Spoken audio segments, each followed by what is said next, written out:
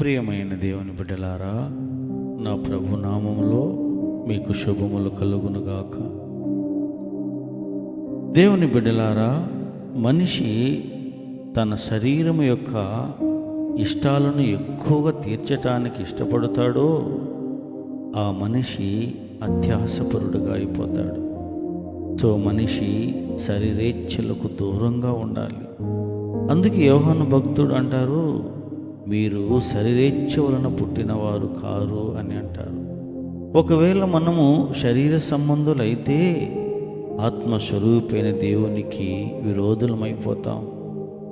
శరీరమును ఎంత తృప్తిపరచాలని అనుకున్నా అది అంత చెలరేగుతుంది, ఇంకా ఇంకా కావాలంటుంది.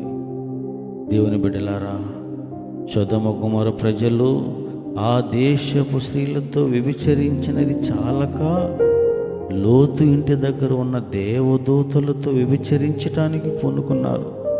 వారి అత్యాశను బట్టి వారందరినీ దేవుడు నాశనం చేశాడు. రెండవదిగా, దేవుడు ఆదాము హవ్వలను తన స్వరూపములో సృజించుకున్నాడు. అయితే దేవుడు తినవద్దని పండును మీరు తింటే దేవుళ్ళైపోతారని సాతానుడు చెబితే ఆదాము హవ్వలు అత్యాశ కలిగి ఆ పండును తిని చనిపోయినారు.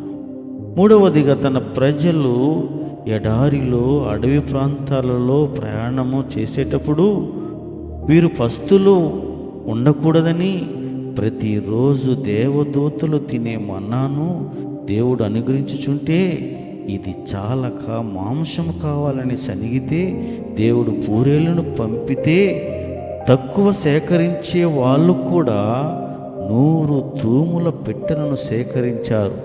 వారి పాళ్యం చుట్టుపరుచుకున్నారట. చూడండి వీరి అత్యాశ.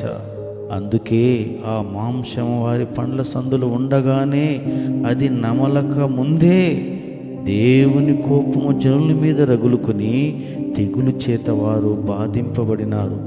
ఇలా చనిపోయిన వారిని పాతిపెట్టిన స్థలమే కిబ్రోతు హత్తావా అని పిలిచారు.